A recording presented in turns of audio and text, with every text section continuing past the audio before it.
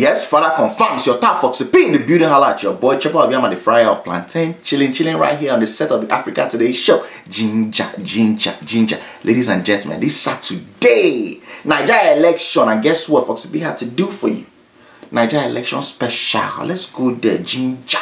You know I had to bring it real heavy. And I say, you know what, for this one, I can't just do it by myself as an Otakara boy. No, I have to bring one of my boys. This is a literary political candidate. This guy brain move at the speed of a dirty slap when it comes to anything politics related. Confirm. A confirmed Pekin of Lagos State. Yes, for that confirm. Quadri is in the building. I call him cute though. I'm about to go in real deep. You guys are going to enjoy this. So ladies and gentlemen, sit down, relax, adjust yourself. Collect your beer, collect your drink, anything you need to escort you on the 176th episode of this wonderful journey. Let's start the show. Yes, Father confirm, it's your boy Foxy P in the building. I like your boy, the chopper of Yam and the Fryer of Plantain. Yes, 1995, 1999 Gidigbo champion. First evil governor of Lagos State. But once I say yes, can I say yes, we fit. Yes, Father confirm. Yes, Father confirm. Ginger. Today we're doing the election special. You okay? I appreciate that you called the show. Amen. Anytime. I like that you call the shaker like so that professional show. Like so they shake hands. Professional. We're professionals now. So this Saturday we're doing the election. Right. Who are you voting for? I'm Team APC now. In the APC? APC. This is not Buhari though. Still Team APC. But Buhari don't do nonsense. Let's keep it real. That is very true. Am I as excited as I was 4 years ago? Of course not. Why are you not as excited as you were 4 years ago? Because, in my opinion, Buhari has been demystified. You know, the general has been demystified. So I'm not happy about a lot of things that Buhari has done. But at the end of the day, you know, we have to pick the lesser of two evils. And I know people will always go and say, oh, no, be only two people there on top ballots. But at the end of the day, let's keep it real, guys. Only two people have a chance of winning. So it's either APC or it's PDP. And I tell folks, I say, you know, rather than having a long ballot paper with 73 or 74, whatever, you know, candidates, you know, let's find a way to have people with like-minded folks come together. Because that's the only way that we can have a third voice, right? So no, this is the way you talk, to be honest. I don't think a lot of people understand it. I want you guys I'll actually show you the video. We have pretty much 70 something, like 73 candidates. Although for the ballot paper. Although our auntie she don't come out, but her name still there though. Her name still there. Yeah. And then SDP, they say the us. Yeah. That's fracture. So SDP. They come out but their names are still there. Yes. So I want you guys to look at that because I feel like that's one of the fundamental problems that we have from an electoral perspective. Right. I have here in my hand the sample ballot paper for the presidential election in 2019. It's a sample and a specimen. The security features are not here. I feel like that's one of the fundamental problems that we have from an electoral perspective. Right. The fact that I'm hearing things like, number one, the length of that ballot form. Right. As in, I the person will say, I do common entrance, you do common entrance for Nigeria, right? We do common entrance, you do SSC, you do GC, you do JAM. Right. I never see exam sheets way long, reach like that. Yeah. And you're dealing with a country that's not even, I doubt that Nigeria is up to like 60% or 70% literate. No. Right. So already people are going in there. 47%. So they're already going in there, not even knowing how to read. Right. And you now have a long list. Yeah. That's when you now start having all these problems. Yeah, but you see, so the argument that they'll give you is that, you know, anybody can register a political party in Nigeria. But the truth is, let's not waste our time. You know, you register a political party, but you know that besides your immediate family, even your driver is not going to vote for you. So at the end of the day, you know, why are you doing that? You know, at the end of the day, yeah, I understand that it's important. We all feel like we need to run for office and, you know, participate in the process. But let's not waste our time, and let's not make things difficult. So you have something candidates. So some candidates from 93 parties. Exactly. But at the end of the day, we all know it's either APC or PDP. Or PDP that are running. Yeah. Which I definitely get it. And but you know what will be very interesting? Sorry to cut you off. What will be very interesting will be to see who's going to come third. What's he want you to do? I'll tell you. Because when you look at all the parties, you look at, you know, is it AAC, you look at all those other parties. Right now, we don't have a third force. And I think depending on who comes third, right, maybe we can start to see the coalition of the smaller parties and have them, you know, kind of coalesce around the third force. Like a real opposition. Exactly. Because PDP wasn't an opposition. Let's keep it real. Right. If you look at PDP's power structure right now, the main person that's their biggest power person in PDP Right. is Samba Saraki, who was Absolutely. the main power structure for APC. Right. So that it's not. I see what you're getting at. But my issue with that whole mindset is third is the second person that came second. So it's like, who cares? I agree, but what I'm trying to say is, 4 years from now, if you don't want to have a ballot sheet with 100 candidates, we have to start looking at, okay, what are the top 3 or 4 political parties in Nigeria? Yeah.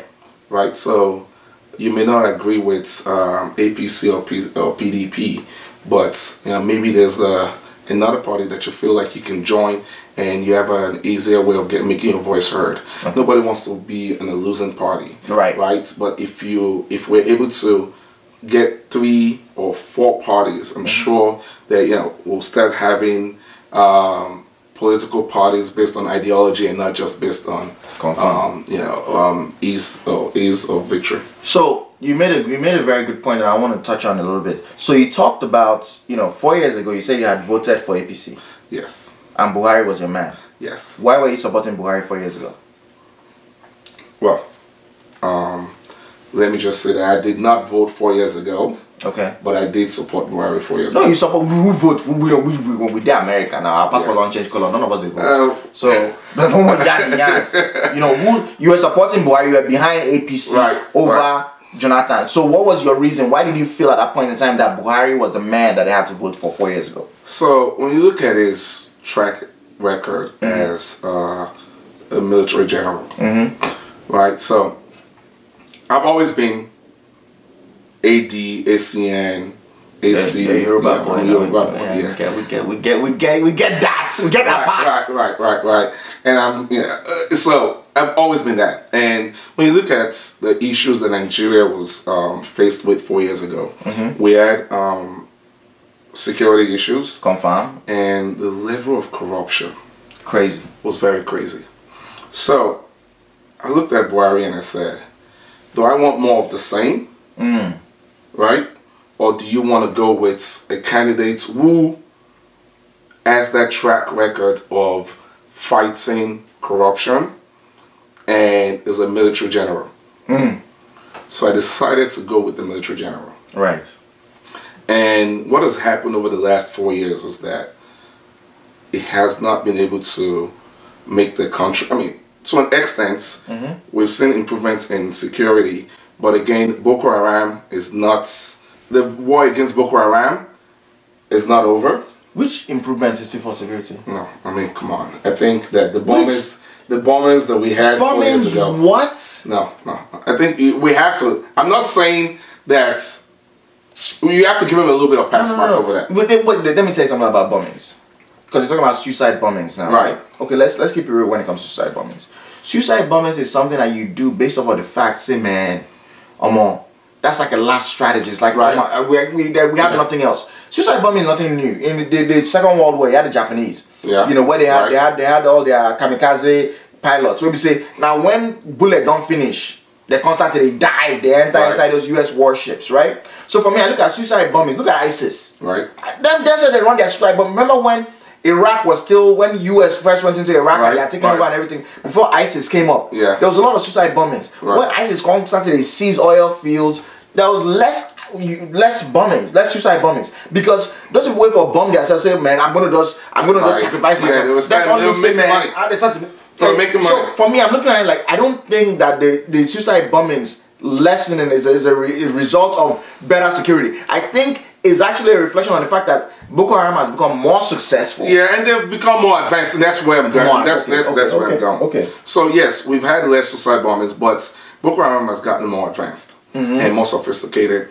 And the other problem is we've also had this issue with the herdsmen, right? And the herdsmen issue is an issue that I think we should save for a later date, right? Because that's a topic on its own. So you will come back? Yeah. Okay, this is not best way. He had to catch this guy a landlord of how many buildings. So in addition to your full-time job, you own how many houses? We're not talking for you in case this guy owns almost 6 different buildings here in Maryland, like apartments and everything. So you did try, but you will come back. I like that. But go ahead. Let me know your train of thoughts. Yeah. So the Fulani herdsman issue has has gotten out of control, and the general has been unable to resolve that. Right. So we have a general that has not been able to win a war in 4 years, and it's a war, against uncoordinated and unsophisticated folks, and he hasn't been able to win in 4 years. Especially when you have the resources of the federal government of Nigeria at your disposal. True. So to me, that's a reason to be very unexcited about the next 4 years. Right. So that's that. And corruption is the second reason. Okay, let's go. So, Buhari was started as this anti-corruption crusader. He had only 100 cows. It was started as this anti-corruption crusader. 100 cows and I 200 cows now. Only 100 cows. I don't talk anything. I don't argue with that one. Because I don't go in farm count them. So no, I ain't count them now. Yeah, I'm not good now. America a day. Yeah. So, started as this anti-corruption crusader, what it did during when it was a military dictator and all of that. And I think that a lot of us saw that and we thought, okay, we definitely can't continue the way, look at our former petroleum minister and see everything going on, and see everything that was going on, 4 years ago, 4 or 5 years ago. So we voted for this man thinking that it was going to change the lives of people by, showing the corrupt leaders that that's not the way to go. That it was actually going to, they were going to get tried. Of course, you have to follow the rule of law. You just can't show them in prison like like a military dictator would. But really, how many convictions has he had in the last 4 years? So. And then the other problem is... You can even make the argument yourself. Because Obasanjo is in jail, but they judge. Exactly. No, Obasanjo definitely had more convictions than Buhari, although they were both... So what do you think? So my whole thing is this, right? Okay. You have an anti-corruption crusader that turned into a witch hunter, right? For lack of a better term. Because... the only people that looked like were the few indictments really people in the opposing parties. Right. And every time they switched over to APC, somehow we always forgot. So when because this guy, my former governor now for Abia State, Ojuzo, saying being get wahala. When they gonna come APC, that's what the wahala. Exactly. But somebody said something to me recently, and they made a point. They were like, "Yo, that don't be looking at the fact that they didn't really convict a lot of these corrupt people. Say Buhari's approach has always been, if you feel give us the money where you thief, if we feel collect." Have you heard that? I think I was one that made that point. Now you talk that to about conversations, and that is very true. No, at the end of the day, usually you don't tell you for AfricaTodayShow. All those things where you tell me, I'll come talk and they come to say and me get sense. Really? No, at the end of the day, right?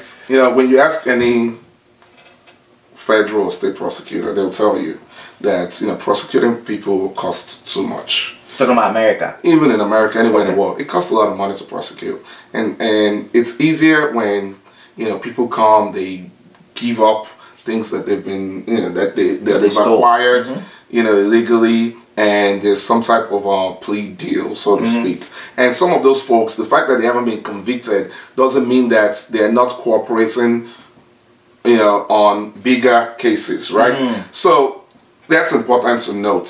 But at the end of the day, we still have Desani in London. We still have all these folks. No, this designing thing where you talk. I don't know whether you see that picture. Yesterday, you see that picture? Where they take up design. There's someone follow me fight the Twitter. I don't know if you guys saw this picture. It was a picture that somebody took. They were driving in London. And they say Northwest London. Yeah. So then they drive for Northwest London and then they saw Alison Design, that's a Nigeria's former petroleum minister. How much woman thief? I might plenty, but she's not bad looking for a cancer patient though. The cancer don't go. You know what's what kill me? Me and the person will say, you know, so when they do skits. Yeah. And they dress like Philo. Yeah. I know what's in makeup fit do, what's go transform person. Yeah. When I see where they chop out her whole hair, they can't rub her, so they gonna say, this woman get cancer. They gonna just say, I'm so sorry. I say, wait till happen now. Wait till happen now. I never see cancer pick the right time. Cancer on the dots, cancer don't say, oh, I'm gonna need my help, you know. So I see this woman get body, don't swell up her body nice, everything. And then I was not saying that, yo, see how the mighty fall. You know, since she they run, she cover herself, she humble. Person want to see me say, what are you saying? I see how the mighty fall. That's winter in London. What are you trying to say? I'm not seeing the same thing you're seeing in the picture. I come to and I say, bros, number one, your argument is that you're not seeing what I'm seeing. Right. I say fundamentally as a human being, you're not supposed to see what I'm seeing because we're two different people. Right. So start from that one, sempe. Number two, what I'm saying is this. Me, I be Otakara boy, all I do is just wear makeup on the internet and I do Africa Today Show. And I'll go to London. When I did street, people they come hug me. Right. Hey, Foxy, how far? I'm gonna take picture. You used to be the most powerful woman in Africa. Yeah. You understand what I'm talking about? Yeah. Just 4 years ago, you were the most powerful woman in Africa. Yeah. You come there for London. Person see you from moto, you the eye. Yeah. I said that's the point I'm trying to make. Say, look at how the mighty are fallen. Yeah. You understand? Yeah. There's an Igbo proverb where they go talk to man. Say, if you want to chop something, make sure say you don't go chop something. Maybe say go choop you for neck. Talking for Igbo. No, I don't go talking for Igbo. People know they hear Igbo. They always follow me fight. They always follow me fight when I'm talking for Igbo. I don't go talking for I just want to hear. No, leave her like that. Leave her like that. You just want to learn how to go to store the Igbo girls. But anyways, you don't marry. That's true. But you know the toast. It's Valentine's Day. Let's get back on the topic. So you were talking about the prosecuting of the corrupt people. All right, I get where you're coming from. Now we have the person that's running against Buhari. Right. That's Atiku. Yeah. You talked about the lesser of two evils. Right. Why do you believe that Atiku is the bigger of the two evils? I'll start by saying 4 years ago, a week to elections, we all knew as money they flow. Right. One thing that we can't say today is that Buhari has released money. And one thing is tight. And nobody hit me up for Instagram to make help them promote it. Exactly. Usually by now, like these people gonna hit you up. Buhari has released put this money. flyer out. Yeah. You know what I'm saying? Alright. I'm not saying that's not gonna happen tomorrow or in 2 days. But wait till you see that 4 years ago, where you say you, because you're not saying you day into you. No, I mean 4 years ago. I mean, come on now. We know say money they flow. Even when you look at the states, states where PDP. They run 4 years ago. You look at Lagos State and a few other states like that, where they actually needed money to try to wrestle power from the incumbent governments. And, money they flow, right? Because you need money, you need the military, and you need the media to win any election. And, 4 years ago, Jonathan had all three, right? Buhari has all three, but he's not using the money. He's not using the money. So at the end of the day, right, that's the only thing. That's one thing that I could say. And you know what? Yes, there's been cases of, allegations of corruption, within the APC and the administration, right? But again, if you want to be fair, it's not like it was 4 years ago. Okay. Atiku, on the other hand, we all know him to be, Atiku has his record, he has his history, and I think we all know that. And I think even a lot of folks voting for Atiku, they know.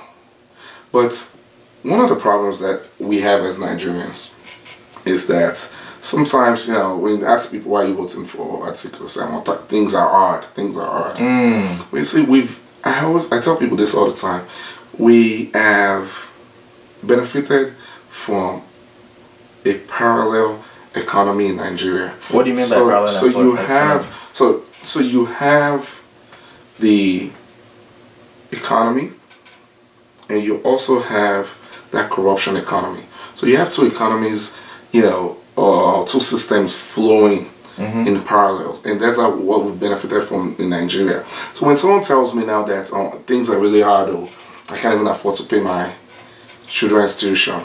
First question I ask them is, has your salary decreased? Mm. And they say no. It has increased for inflation, blah, blah, blah. I'm like, okay, I hear that. But the truth is, when you start peeling the onions, right, to try to get to the bottom of the issue, 4 years ago, there was additional money coming in from other sources. But things aren't flowing right now. What do you mean by other sources? Other sources, like 4 years ago, or 8 years ago, the way things worked in Nigeria, people were awarding contracts without even doing the jobs. So money was exchanging hands. You go visit your uncle in government, you get a brown envelope, you stop by your girlfriend's place, she gets something, your wife gets something, everybody gets something. So people are buying clothes, they're traveling to Dubai, so at the end of the day, right, if you were a trader back then, you know, your business was booming. So that's the parallel economy you're talking about. Yes. Outside of your regular job where you exactly. That's another thing where we say money doesn't spread. And that has reduced drastically over the last 4 years. So yes, we're bound to feel that pain. Because the truth is, wages are very low in Nigeria. So as a result of that, if you're in the ministry and you have a way of, you know, trying to get extra money, you will do it. Yeah. Right? But now it has gotten harder. A lot of things have gotten harder in Nigeria, and you know, to do. And as a result of that, people are complaining. And you know, let's now go back to this old thing you said earlier about folks in governments, or you know, the strong guys in APC that moved to PDP. With due respect to, you know, those guys, because they are, you know, they are all accomplished people and respected people in their own right. But you see, the reason you are supporting Atiku is not the same reason some of those guys are supporting Atiku. What do you mean by that? You see, part of the problem is that a lot of the expectation when Buhari won was that he was going to reach out to some of the folks that helped him win the election and say, give me 10 names, give me 15 names. People felt like they were going to have more say. Names, what do you mean by? Because maybe the Yanis, maybe names. Names. Names, what do you mean? As in, you know, to get on this board or this government like ministers and everything. Not just ministers, but you know, there's different boards and different government ministers. So, you know, so to get on this and get on that, right? And that didn't happen. I think we can look at it both ways. I strongly believe that if people, you know, people need to be rewarded for their hard work. I humbly disagree. Because your own definition of hard work is different from my own definition of hard work. What do you mean say hard work? Person will help you win election. Yeah. Is that hard work? Yes. So they should be rewarded for what? They should want... that's the government, right? Well, part of your reward is... But I get what I think we can agree to disagree. We can agree to disagree. Part of the... This is like corruption when they talk about. Yeah, I know. But wait, what I mean by rewarded for their hard work, you can reward people different ways. How? I'm not saying give them money or give them contracts. So imagine that, okay, imagine, most I'm not saying you give them money or give them contracts. Let's go into detail. So Tinubu, for instance, now, right? Tinubu, Buhari, without Tinubu, Buhari would not have become, you know, because he came from, what was his old party?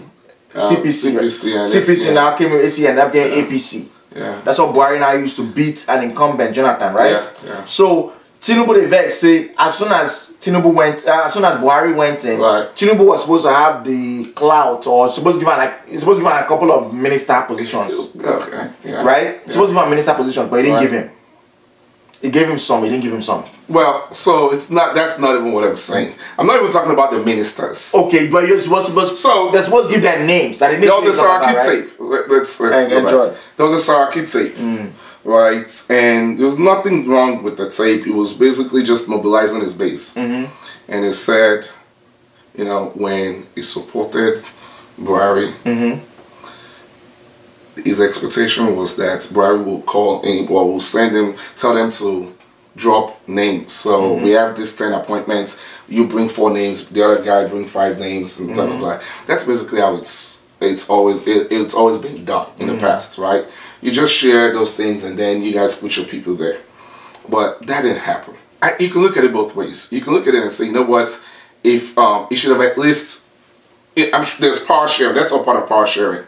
Whether it was offered or it wasn't offered, you know, there's irrelevance, because at the end of the day, we all know that that relationship didn't start very well, right? With the old hijacking leadership of the National Assembly and all of that. That's one of the reasons that he gave for switching parties. You're talking about Saraki now, going from PDP, from APC to PDP. Right. Okay.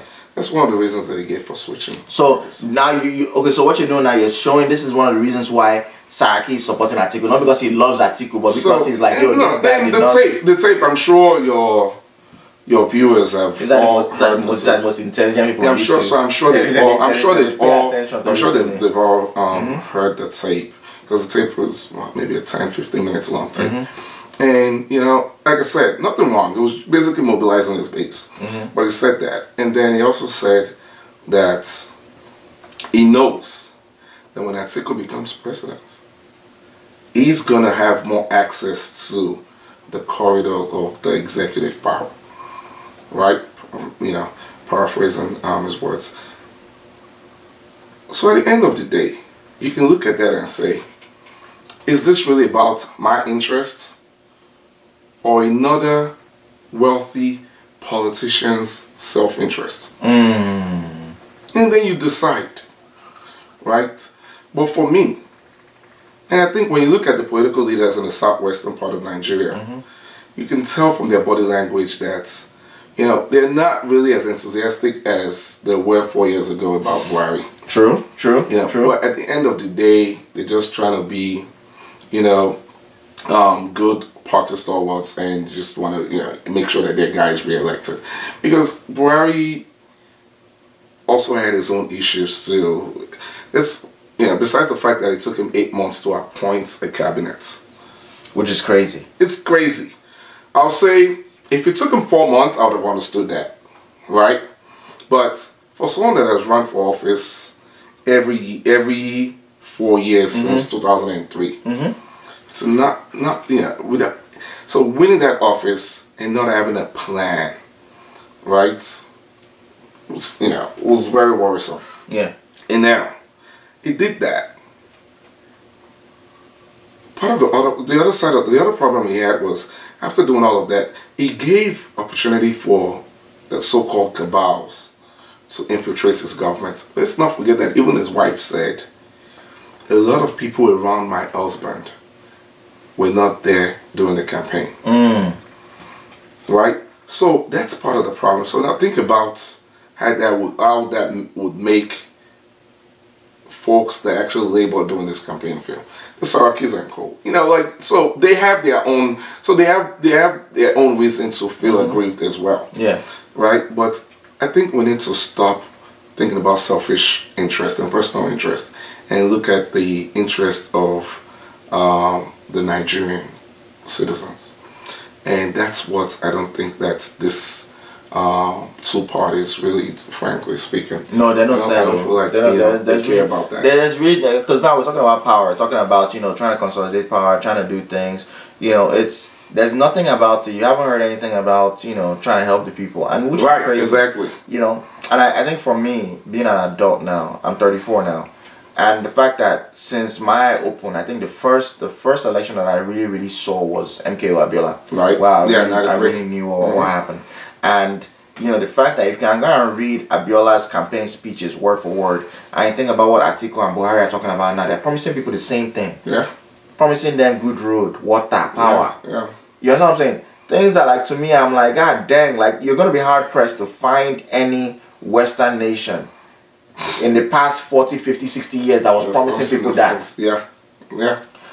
Trump, as much as we hate Trump, there was no time with Trump, even Obama, there's no single American president where I don't hear their campaigns really don't say, we'll give you electricity. Electricity, yeah. You know, and you know, so stuff like that is demoralizing, but that one is besides the fact. So you've talked about the reason why you feel like Atiku should not be the one, because he, you know, that one is just like those Barao not with that, just coming into. Yeah. But then let's talk about Buhari being fit to run. Okay. This is somebody who we're seeing lapses in memory.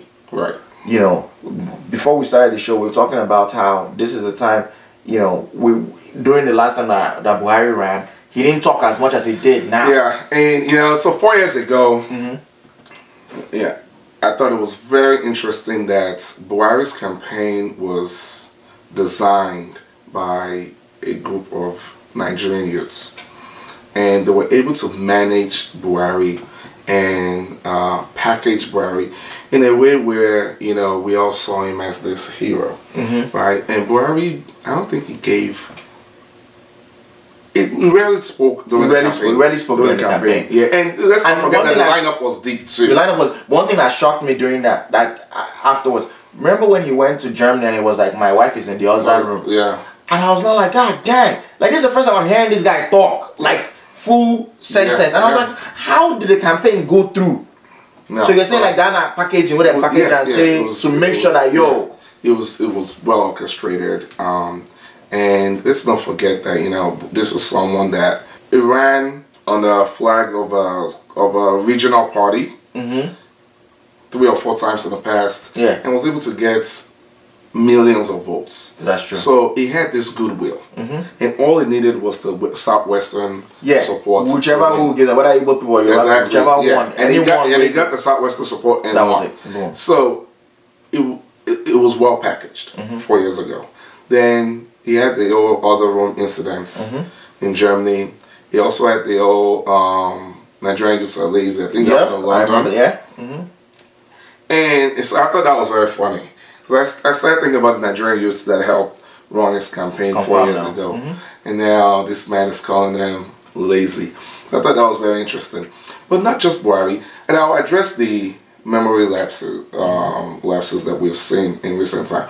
I'll address that in a second. But it's not just Buhari that has had this, you know, gaffes. When you look at his entire administration, at least once a month, someone within the Buhari administration will say something ridiculous at least once a month. And you start looking at him like, okay, this man is supposed to be a military general, but you can't even get your soldiers, you know, coordinated, right? Your executive team, you can't get them in line. These guys keep going around missioning. So sometimes it makes me think, is it because they don't care about the election? They think they're going to win. They have it in the bag. They have it in the bag, or is it just because that's how, you know, that's how they feel? I think that's how they've always been. Because me and my dad had this same conversation where I was talking about, you know, Buhari falling and everything else, and all these politicians falling. And I was like, these politicians have been falling since you just didn't have internet. You understand? Back then, if it's NTA, with Shagari's time in 1979, when they are recording like this, if Shagari fall like this, they could also say, yes, bring that VHS. Yeah, of course. Come on that tape, boom, start again. That's it, you never see, because there's only one camera in that whole event. Yes, absolutely. All the cameramen, all the videographers, boom, that's it. Cancel. That's the end. But I was not like, damn, that is so true. So it's almost like that's who these guys are. But we never had that access. True. And so on that, I think the average Nigerian has also become more educated, more informed, and our expectations have changed. You know, most of us have lived here or visited, and we all have CNN back in Nigeria now. We see how a political leader is supposed to speak. So we have that level of expectation now. So to his memory lapses, I think at the end of the day, the man is sick. And yeah, they can tell us whatever they want to tell us, but the man is sick. And the reason he still has the level of support that he does right now, from the Southwest especially, is because people look at Osinbajo. And, you know, every time Buhari's out of the country, you see Osinbajo and you see how he's able to actually take charge and, you know, move things forward. So people look at that and, you know, they see a future president if he ever wants to do it. Right? So, especially people from the Southwest, do you think they don't know that Buhari is sick? But you have to understand that that's the way they talk deeper. So what you're trying to say is, based off of the fact that every single day, I've heard this argument before, people have put it out there that Nigeria, if you look at how the economy has moved, how things have been successful in terms of bilateral agreements when we're dealing with other countries. Say during that time when Buhari, that's 12, almost like 6 months or 9 months when Buhari was out, Osubajo was running things. Nigeria moved at such a speed that made people not think like, what if Palemod? And knowing fully well that we have experience, it wasn't that long ago. And knowing fully well that we're a country where, I don't know why, maybe I just swear. If you think about the past 2 leaders who died in power, and think about what happened to Nigeria afterwards, go all the way back to General Sani Abacha. When Abacha murdered, what happened now? They had Abu Salam Abaka. Yeah. Somebody who now took Nigeria. Yeah. In a way we say, you can make the argument, me and you will not be in this country today if that guy didn't do what he did. Because by the time nobody is sent to give Nigeria visa, say I-20, what are you talking about? Who pay school fees? All those schools, what they do, they just send it out and say, you need to pay this amount of money. Boom, that's it. I can't put this in my account. Abu Salam Abubakar came in, did what he did. Then, of course, Yaradua Mod, we had Jonathan that switched things up. Niger Delta. Remember, Niger Delta, this Boko Haram with the cry. I'm trying to understand how Jonathan switched things up. Let's not argue. Yo, you don't forget everything Niger Delta they do. Yeah. Why you say Shell, Elf? Everybody don't forget like that now. That is true.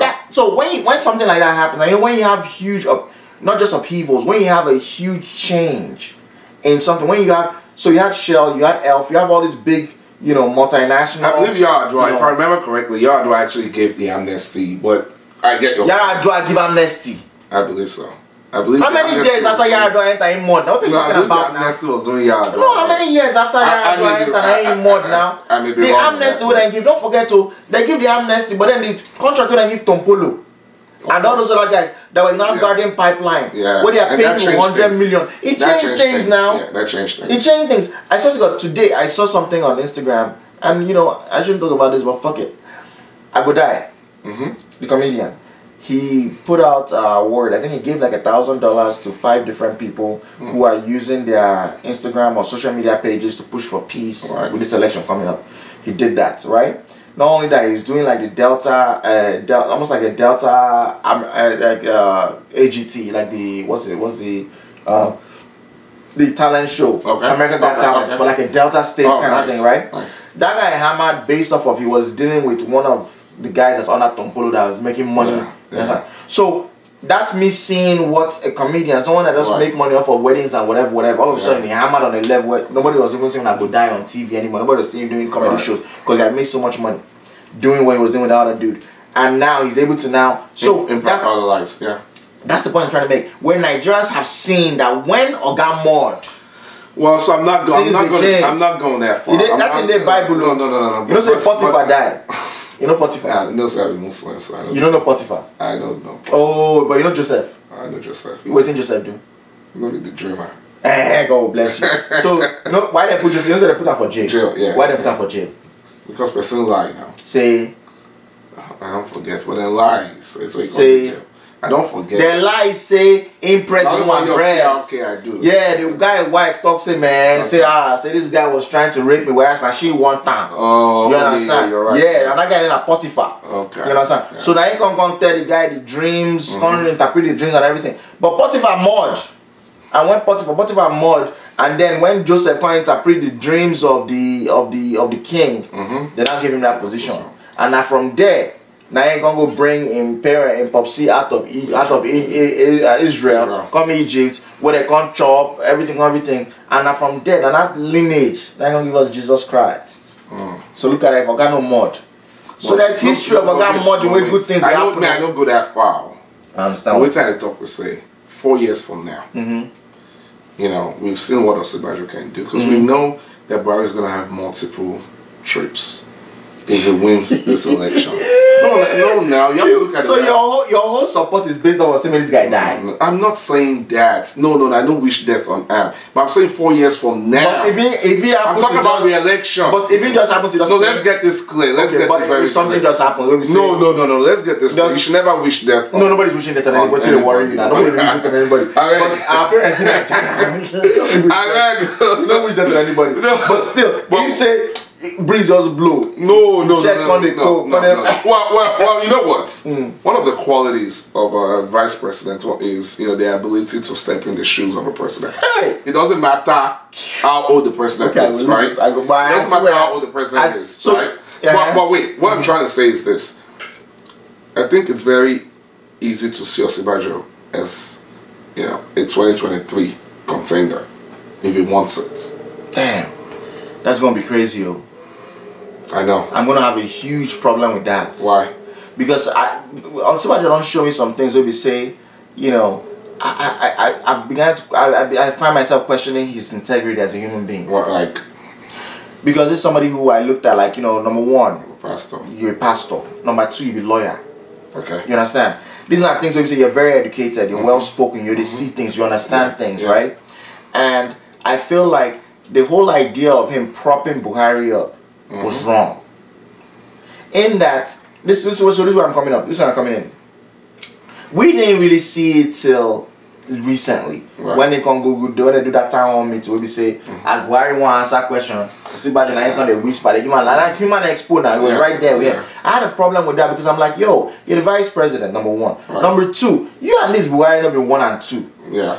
You are coming from a different political side. Right. That just coalition. Yeah. Where we say you feel step up and talk say, man, come on, this guy, there's nothing there, right? Knowing fully well. What good would that be? How would that serve? How would that serve? So Osinbajo. God bless you. I'm talking about Osinbajo the politician. I like that question where you just ask me, say, what good would that do? Yeah. We're talking about Nigeria here. We're not talking about Osinbajo and his family and their wealth. Okay. Nigeria, the people. If you truly love us, if you're a true Christian that cares about the people. So you should come out and say the president is unfit. Hell fucking yeah. Hell yeah. On to it now. So, not cool be that now. No, but where is not cool be that? Where is the God in you at that point? Because you're living a lie. Can I be honest with you? You are living a lie. With you? Yeah. Once you cross that line and you have your name on any ballot paper. This time for ballot, brother.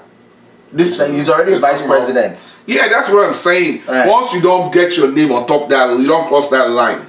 Let's forget about where's the God in you. Let's forget about that for a second. You're a politician.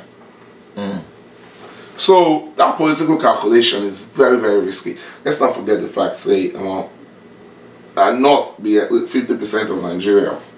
I understand that. I get that 100%. So that's a very and then at the end of the day, bad as a bad, but I still getting core supporters. I'm not arguing about that. Okay. But I'm talking why did Jonathan do that?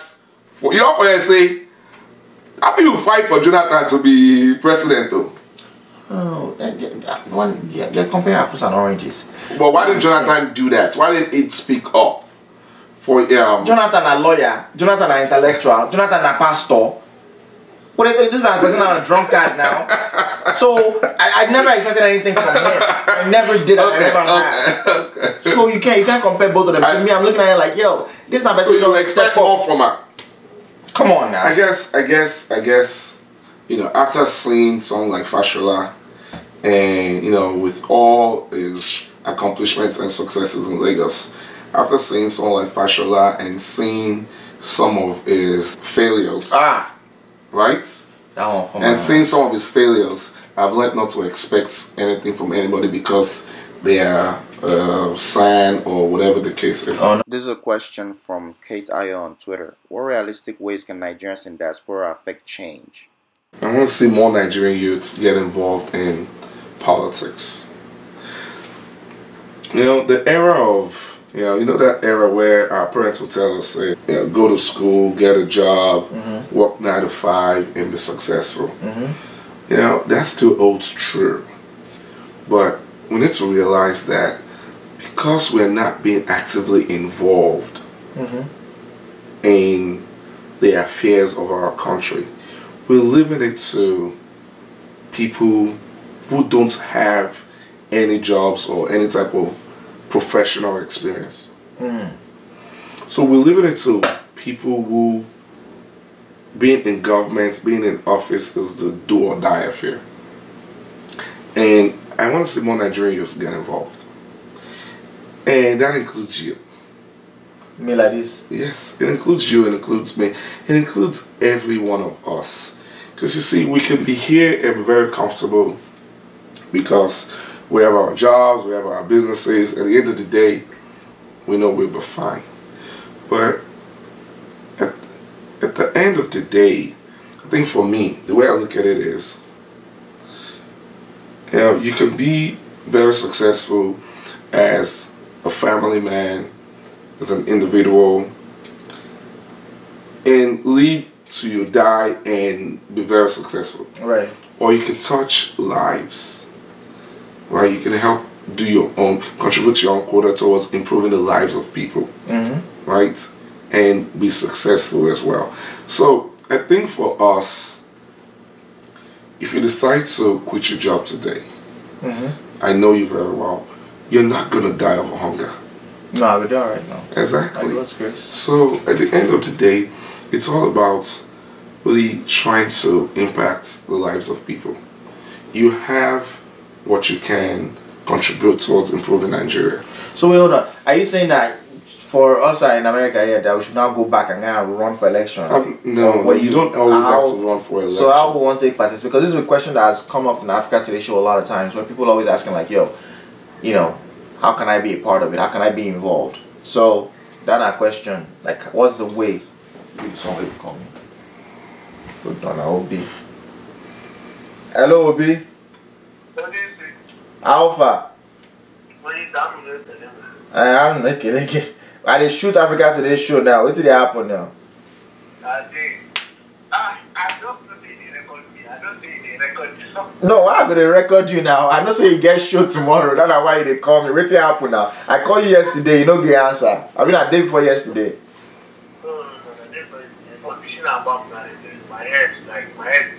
No, the show go make sense now. The show go make sense. You don't need to stress. I don't do it, man. I don't do it. It go make sense now. You don't need to, what do you need from me? Papa, I just that drop one day. You need video drop. Alright, got you. As soon as I shoot this thing finish, I'll put one up. Okay, make a free now. Alright, no P. I'll call you back. Alright, thank you. Alright. We'll be get show tomorrow. You dey come? Where are they? For DC. I don't hear. Wait till they worry. I don't hear now for no, real. but not when you go, yeah, but if not Nicki Minaj, I ain't drop one new video where she was shaking her hand, of course you go, yeah. You know? So, but anyway, let's get back to this thing. So, the point is, people have asked, like, yo, I want, because you know we as Nigerians, we don't vote to. Right. Which is very, very weird. Considering that the diaspora is extremely important to everything that's happening in Nigeria. Not, if we stop to send money go Nigeria my today. argument for that is this. What's people within Nigeria with the votes, they don't figure out how to finish. Just because people are not doing well in primary school does not mean you don't need secondary schools. I agree. So don't, that's two different, completely different problems that you're talking about. I agree. But you see, Fox, we should be participating in the electoral process. We should. We should. We get passport now, so we should. What? Okay, so what's the problem We then? should. We should. But I'm more concerned about having a free and fair election in Nigeria first. Before we can start letting Nigerians and the diaspora start voting. Maybe that's what's keeping us away. Maybe the fact that if you look at most American people, when you say that they are politicians today, they'll tell you that one of the first reasons why they enter politics is because the way they were able to now vote and they saw the difference that they could make. They were able to campaign. All we're doing is lip service. All we're doing is just like, oh man, like me, I go talk to man I don't vote for Buhari, man I don't vote for Atiku. You know, you go talk to me and vote for Buhari, but and I lip service. Right. If say they deal for somebody, at least they put that thing down. That ginger go do your body say, man, damn, I like this. Maybe one day maybe person will vote for me or whatever. That's one thing I still don't understand. I've not heard any tangible reason why we cannot be voting in this election. We get high commission now, we get embassy now. You're right. And my whole thing with that is, you know, let them fix, at the end of the day,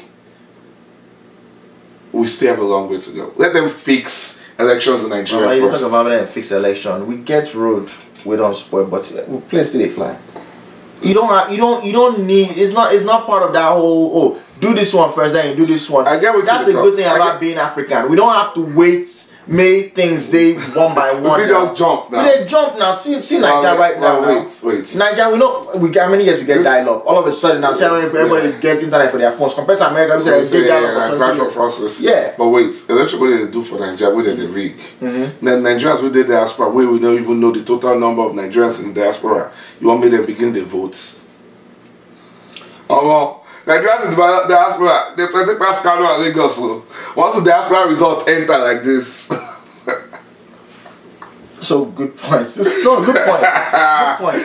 Once the diaspora, remember what happened when Chinua had election during 2015? Once the diaspora votes enter like this. Excellent point. Excellent point. No. Now, hold on now. What is one of the main problems that you have with Nigerian election? The people where they vote, that their ID when they use vote is their only ID. That their PVC, that their only ID, right? Nigerians in the diaspora, for you to say you be Nigerian in the diaspora, it means that you get passports. Yeah, of course. That's a one-to-one match. Okay. If you want rig until you mod, that's a one-to-one match. And guess what? It's not like you're breaking a new barrier. Countries have been doing it. Of course. America, they vote remotely now from anywhere where you go. So, and then, okay, now bring it home. What percentage of Nigerians they for diaspora compared to Nigerians in Nigeria? I doubt it will go 5%. No, it's more. So the part of the problem people will hold passports. Part of the problem is that we don't even know the total number. But the figures that we've heard, throw something out now. Figures that we've heard is that it's over 25 million. I doubt that one. That's not the first question. Anybody that's watching this tonight now? Yeah. Do you believe that we have 25 million Nigerians outside of Nigeria? You know what 25 million is? That's almost you don't collect the rest of the West African countries. Now why I talk? Then like Ghana. Wait. Ghana is 26.6 million. But you have to look at it this way. What's the total population of Nigeria? 200 million. Okay. So do you believe that 10% of Nigerians are outside of Nigeria? I don't. Okay. Like I said. No, not because they lose Super Eagles, say Nigerians, so people Super Eagles plenty pass outside and inside. This story, no, like I said. I just got back when they go Nigeria. Go Nigeria this December. How many of them go? Like I said, una increase the population by 10% or 2%. I don't know. Ask people where they stay Nigeria, they'll tell you. But like I said, right, we don't have the actual numbers, so not just estimates, and that's part of the problem. Not just estimates. You know, the U.S.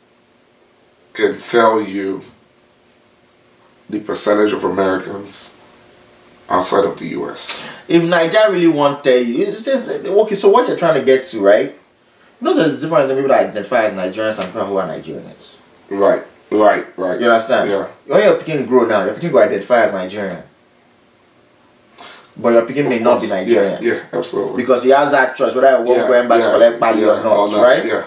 So, and people they don't let their passport expire, they just, You know, so this thing I say, where is the source of passports? Who owns passports? Nigerian government. Where do you go to renew it? Nigerian embassy. Of course. That right there is a place where they can go. If you just go ask embassy, say, how many Nigerian passports have you issued in the last 5 to 10 years? Boom. And that's it. And guess what? Every passport get number. Yeah, of course. So it's not a random thing. Of course. They know which ones they issue for Nigeria. They know which because now they send the passports. And it says it on your passports. Yeah, of course. So no, I'm talking about the passport book itself. Right. You know, the passport book itself don't already get your passport number before they even give you that passport. Right. So they already know, say, these 10,000 passports were sent to Syria and they don't finish out. This one's they Brazil. This one. So I think it can be known. But the problem is, and this is me just telling story now, because I don't really know this thing. I know if I know something I could talk to, I know. The problem is, if they fuck around and let people in America vote, all those show them. I can go carry our vote. Of course. Because we don't send whether you give me money or anything. Of course. All those show already them. This Kingsley, what's his name? Ogalu. Wow. Now they go carry vote, and that's a problem. Yeah, of course. For the ruling elite. Of course. That's so not the main reasons why they won't want to get this thing done. Because percentage of Nigerians in diaspora. I mean, a lot of people may not consider themselves Nigerians today, but if they are able to vote, surprised that non-Nigerians will go get Nigerian passports. But You don't start now. Which people be the non-Nigerians? I said more Nigerians. Okay, more Nigerians. I think say one they talk that with that PDP guys, so they talk say people from Chad. No, they can't vote for APC. No, Have you heard that story? Yeah. Why Nigerians like that thing? Now which foreigner? You know what I'm saying? The assumption is me. I never entered that side before, but the assumption is that say anytime we election day. You know, people they enter from out of the country. I don't know if it's true or not. I don't know. But people in the north will be able to answer that question. So if you have any viewers from northern Nigeria, they may know. But me, I don't know. Okay, so make I ask a question. You know, and this is where them not knowing things or places, right? Like you just your mom grow up or not, right? No. Your mom grow up or not? No. Your grandpapa uncle? Oh, my grandfather, yeah. Why you look like something? Oh, you say my mom see? My grandfather. Your grandfather they built barrack for north, and this is in there with your mom see that time. They never born out. Before they born out. They did Lagos. Mom see Lagos, yeah. So in there, just a cheat with other women. Confirm. Allegedly. Alright. The point I'm trying to get to is this, right? It shows you the difference in people not knowing different parts of Nigeria and what's happening there, right? People for Lagos where they talk say, these bastards wait there for north. You know, people from Chad and Nigeria, right? They can't vote. Yeah. People for Kano, please believe. Then they say they talk say, these bastards for Lagos, now Benin Republic and Togo they can't vote to. Or people from East saying that Cameroon, yeah, of course. But how many Benin Republic people? How many Togo people they can't vote? Foxy, I think that's a different issue. I think part of the problem is that as Nigerians we don't see ourselves as Nigerians. You're either the northerner or you're from the southwest or the east. That's the problem. So we don't trust. Yeah. There's no trust. Amongst Nigerians. That's why if you have a northerner that has a lot of votes, then there must be non-Nigerians from Chad and the J voting. So that's the problem. Is that there is no trust amongst Nigerians, and part of the problem, I think part of the solution is that we have to really start thinking about this thing and say, okay, how do we improve Nigeria? I think for our generation, for example, you're an Igbo boy, I'll be a Yoruba boy. I will be first Igbo governor of Lagos State, though, but that's not going to happen. But you're an Igbo boy, I'll be a Yoruba boy, right? At the end of the day, when you look at our generation, your ethnic group doesn't count. I think our generation is the first true Nigerian generation. So this is the first true Nigerian generation, and we're the only ones that can change Nigeria. So now, you don't have to run for office if you don't want to. But at the end of the day, whether you're in business, you're in IT, you're in healthcare, whatever you can do to improve the lives of Nigerians, just do it. That's all you have to, just do it. And let's just hope that some of us that, like you, that, feel like God has put them on this earth to serve a purpose beyond, being a blessing to their families, will decide to put themselves forward and try to fight for the cause of Nigeria. Wonderful. Ladies and gentlemen, Q, I appreciate you, man. This your motion makes sense. You try. Ladies and gentlemen, you heard the word. I have only one prayer, man. Make everybody mod this Saturday, man. Free and fair election, no fighting, no nothing. Remember, none of the people none of you are going to Aso Rock. None. The two people where they go, they only two of them. I told them they don't enter Aso Rock before. Yeah. So don't die. May nobody kill yourself. Nothing, man. Appreciate it. I'm a Q. I don't feel thank you enough, man. Not many people I don't invite on the show. We don't come. People they always fear to come. I don't know why. Maybe not the stupidity they have over here. But anyways, guys, as we always talk whenever we end this show. Anything we don't die in a Voltron. I remember the ginger is internal. I mean your tart Foxy P, man. When I take care, God bless. And when you do your thing, that was dope, man.